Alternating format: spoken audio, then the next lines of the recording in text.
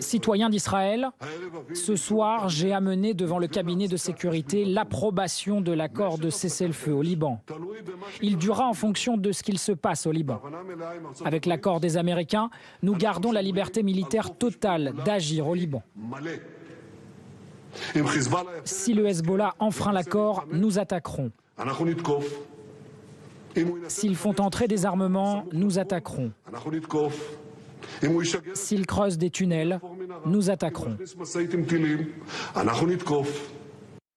Voilà donc pour cette annonce du Premier ministre israélien qui explique qu'il adoptera, que le cabinet militaire adoptera ce soir un cessez-le-feu avec le Liban. Pour en parler sur ce plateau, bonsoir Ulysse Gosset. Bonsoir. Service politique international. Bonsoir Général de Bavinkov. Bonsoir. Ancien chef d'état-major de la FINUL au Liban. Et bonsoir Antoine Basbous. Merci d'être avec nous, associé chez Forward Global et directeur de l'Observatoire des pays arabes. Ulysse, pas de surprise puisque c'était le bruit qui courait depuis en réalité hier, mais une confirmation. Un cessez-le-feu qui est conclu entre Israël et le Hezbollah, les combats qui donc sont censés s'arrêter. Mais Benjamin Netanyahou prévient, s'il y a violation du cessez-le-feu, ils reprendront des actions militaires.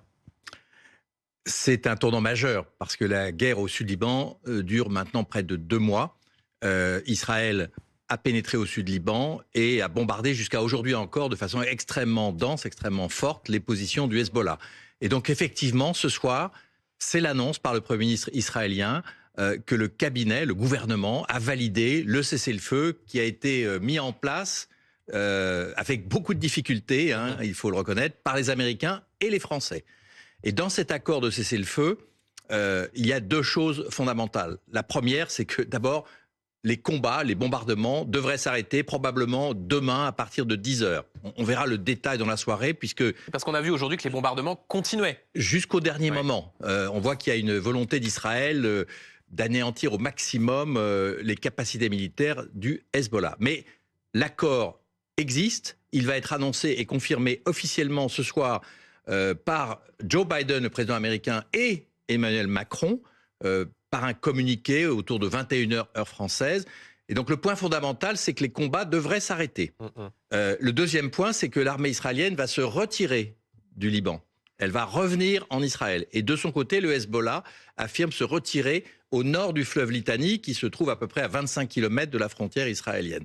C'est ça l'essentiel. Évidemment, il y a plein de détails à régler, mais ce qui est important, c'est que l'armée libanaise devrait déployer quelques 5000 hommes à la frontière pour justement assurer une force tampon avec le soutien de la FINUL. J'ajoute un point important, c'est que si les discussions ont traîné, il y avait évidemment les inquiétudes en Israël. Est-ce que ça va tenir? Est-ce qu'il y aura toujours des bombardements, des tirs de roquettes? Et il y avait aussi la participation de la France. Netanyahou a voulu empêcher que la France soit associée à ce cessez-le-feu.